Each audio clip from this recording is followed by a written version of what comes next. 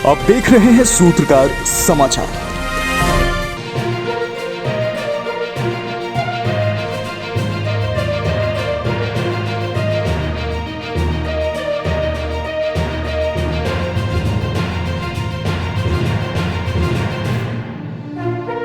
नमस्कार, मैं प्रेरणा चौरसिया, आप देख रहे हैं सूत्रकार समाचार। अभी हम फिलहाल मौजूद हैं नामकुम स्थित एनआरएचएम के ऑफिस में, जहां आप मेरे पीछे देख सकते हैं कि यहां पे किस तरीके से एम्बुलेंस की भरमार पड़ी हुई है। यहां पे सैकड़ों की संख्या में एम्बुलेंस आपको यहां पे देखने को मिल रहे हैं। आपको बता दें कि एम्बुलेंस का जो काम होता है वो होता है बीमारों को सकुशल अस्पताल तक पहुँचाना, ताकि वो समय पर अपना इलाज करवा सकें और इलाज करवाने के दौरान वो स्वस्थ हो सके। लेकिन आप यहाँ पे एम्बुलेंस की जो हालत है वो साफ तौर से देख सकते हैं कि इन एम्बुलेंस को यहाँ पे बीमारियों की तरह छोड़ दिया गया है। और ये एम्बुलेंस यहाँ पे लगभग 2-3 साल से यहाँ पे पड़े हुए हैं। आप देखिए एम्बुलेंस की पूरी हालात को आप देख सकते हैं। इस एम्बुलेंस के ऊपर लिखा हुआ भी है कि निःशुल्क आपातकालीन स्वास्थ्य सेवा। इसमें डायल नंबर भी दिया हुआ है, जो एम्बुलेंस का डायल नंबर होता है 108। इस पर टोल फ्री नंबर भी दिए हुए हैं। लेकिन बात यहाँ पे ये आती है कि अगर ये एम्बुलेंस आयुष्मान भारत मुख्यमंत्री जन आरोग्य योजना के तहत निःशुल्क सेवा के लिए उपलब्ध करवाई जानी थी, तो फिर ये सारे एम्बुलेंस यहाँ एनआरएचएम ऑफिस में क्या कर रहे हैं। आपको बता दें, जिस तरीके से स्वास्थ्य को लेकर के राज्य तरक्की पर है, उसमें ये एक मामला निकल कर के सामने आना बेहद दुखद है। क्योंकि जहां अभी ग्रामीण इलाकों में हमें देखने को मिलता है कि ग्रामीण इलाकों में अभी भी अगर कोई रोगी बहुत ज़्यादा गंभीर अवस्था में होता है, एम्बुलेंस वहां पे नहीं होने के कारण उसे खटिया या फिर चारपाई की मदद से अस्पताल तक पहुंचाया जाता है। और इसका नतीजा ये निकलता है कि समय पर अस्पताल नहीं पहुंचने से उस रोगी की वहाँ पे मौत हो जाती है।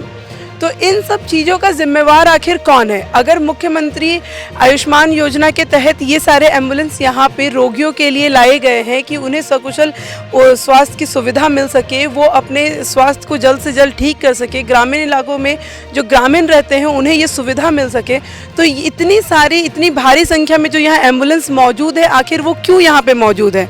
और जिस तरीके से जनता, भोली भाली जनता की गाढ़ी कमाई के द्वारा ये एम्बुलेंस खरीदे गए हैं और इस एम्बुलेंस को यहाँ पे रखा गया है, तो ये एम्बुलेंस आखिर कब तक स्टार्ट होंगे? आप यहाँ पे एम्बुलेंस की कंडीशन देखिए। ये एम्बुलेंस लाइफ सपोर्टिंग सिस्टम से भी लैस है। आप इस एम्बुलेंस की बिल्कुल कंडीशन देख सकते हैं कि ये बिल्कुल सही है। इसे बिल्कुल नए तौर पे ये जो बन करके तैयार हुआ है, उसके बाद इसे देखकर ऐसा प्रतीत हो रहा है कि ये अभी तक यूज़ में ही नहीं आया है। तो आखिर इस पूरे मामले की जो जानकारी है, ये जो पूरे जांच का जो विषय है कि आखिर इतनी भारी संख्या में यहाँ पे एम्बुलेंस क्यों खड़ा है, इसका जवाबदेही कौन हो सकता है? क्योंकि आए दिन हमें देखने को मिल रहा है कि स्वास्थ्य में राज्य तरक्की करते हुए नज़र आ रहा है, लेकिन इन एम्बुलेंस के कारण जितने भी रोगी हैं वो यहाँ पे बीमार भी पड़ते हैं, और बीमार होने के कारण वो लोग समय पर अस्पताल नहीं पहुँच पाते, जिसके कारण उनका इलाज नहीं हो पाता है। इस मौके पर हमने पक्ष और विपक्ष दोनों से बातचीत की है, तो इसमें कुछ और बातें भी निकल कर के सामने आ रही है कि जिस तरीके से ये चीज़ें खरीद करके यहाँ रखी गई हैं और ये अभी तक उपयोग में नहीं आई हैं, तो इसके लिए अगर दंड का कोई प्रावधान है तो उस दंड का हकदार कौन होगा? तो बहुत दुर्भाग्य की बात है कि अगर कोविड काल मतलब ऑलमोस्ट 2 साल से ज़्यादा हो गया, और कोविड के पहले अगर कोई सरकारी एम्बुलेंस खरीदी गई है जनता की सेवा के लिए, और अगर एम्बुलेंस पड़ी अगर ख़राब हो रही है, सड़ रही है, तो इससे डिरेलिक्शन ऑफ ड्यूटी, और हम समझते हैं कि इससे बड़ा दुर्भाग्य स्वास्थ्य विभाग के लिए और कुछ नहीं हो सकता। यहाँ के मंत्री के लिए इससे बड़ा, और हमारे राज्य के मंत्री के लिए इससे बड़ा दुर्भाग्यपूर्ण स्थिति नहीं हो सकती। सर, आप एक अधिकारी रह चुके हैं, तो क्या इन चीज़ों को खरीदने से पहले कोई परियोजना बनाई जाती है? बिल्कुल, हम लोग जनरली पुलिस डिपार्टमेंट में, चूँकि मैं पुलिस का आईपीएस से रिटायर्ड किया हूँ, और पुलिस डिपार्टमेंट की खरीदारियाँ जो होती है या कोई भी सरकारी विभाग की, तो सबसे पहले रिक्वायरमेंट्स आता है। और हमारे यहाँ 2 प्रोसेस है, रिक्वायरमेंट्स आते हैं और कंडेमनेशन के अगेंस्ट में खरीदारी होती है।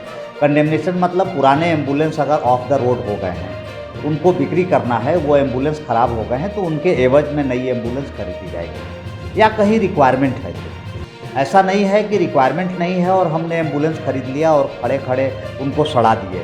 ये तो है, तो पब्लिक मनी का 100% दुरुपयोग है, मिसयूज है, और इसको एक तरह से हम लोग कह सकते हैं कि ये जनता के साथ सरासर धोखाधड़ी है। और जो भी पदाधिकारी अगर इसके लिए दोषी हों तो मैं तो अविलंब कहूँगा कि ये डिरेलिक्शन ऑफ ड्यूटी है, जो आईपीसी की धारा 166 के तहत भी संज्ञान लेने की ज़रूरत है। ये डिरेलिक्शन ऑफ ड्यूटी है, जो भी पदाधिकारी इसके लिए जिम्मेवार हैं, और पूरे विभाग को इस पे संज्ञान लेना चाहिए। और ये माननीय मंत्री श्री बन्ना गुप्ता जी की प्रथम जिम्मेवारी बनती है कि इसकी पूरी छानबीन करें।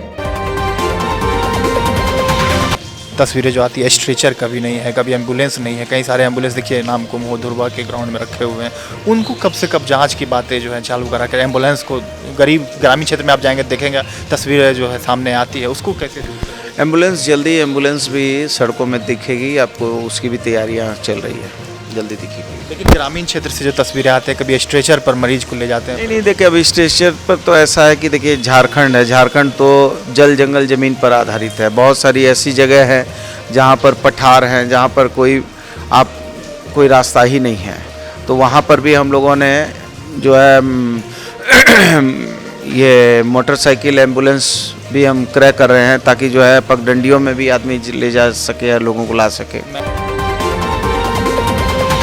क्योंकि भोली भाली जनता जो है वो ग्रामीणों में अभी भी, वो ग्राम में अभी भी इंतज़ार कर रही है गांव में कि उनके गांव में भी एक एम्बुलेंस की सुविधा हो। जब वो टोल फ्री नंबर पर डायल करे तो एम्बुलेंस उनके घर तक आकर मरीज को राज्य के बेहतर अस्पताल तक पहुंचा सके।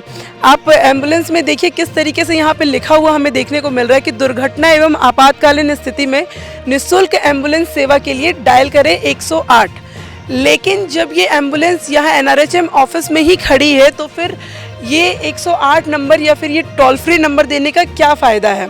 आप एम्बुलेंस को बाहर से देख सकते हैं कि ये बिल्कुल नए तरीके से है, बिल्कुल आधुनिक तरीक़ों से लैस है। ये जिस तरीके से इसे डिज़ाइन किया गया है, इसे देख करके ऐसा प्रतीत होता है कि ये गांव घर में रहने वाले लोगों के लिए और शहर में रहने वाले लोगों के लिए ही बनाया गया है कि लोग इस एम्बुलेंस का और राज्य सरकार के द्वारा जो दिए जा रहे हैं प्रावधान, उनका ये लुफ्त उठा सके। लेकिन यहाँ पे जो एम्बुलेंस इतने सही कंडीशन में होने के बावजूद भी पड़े हुए हैं, तो इन सब का पूरे जिम्मेदार कौन होगा। अब हमें देखना ये है कि इस रिपोर्ट के बाद क्या कुछ बातें निकल करके सामने आती हैं, और इस एम्बुलेंस की जो यहाँ पे बदहाली देखी जा रही है, या फिर यूँ कहें कि इन एम्बुलेंसों को यहाँ पे सड़ने के लिए जो छोड़ दिया गया है, क्योंकि अभी मानसून शुरू हो चुका है और इससे पहले धूप भी इन एम्बुलेंसों ने देखा है। अब देखना यह है कि मानसून के बाद भी इन एम्बुलेंसों की जो आवाजाही है वो शुरू हो पाती है या नहीं। ऐसी खबरों के अपडेट्स के लिए आप मेरे साथ बने रहें। मैं प्रेरणा चौरसिया, सूत्रकार समाचार। अगर आपको हमारा वीडियो पसंद आता है तो हमारे चैनल को लाइक, शेयर और सब्सक्राइब करना ना भूलें।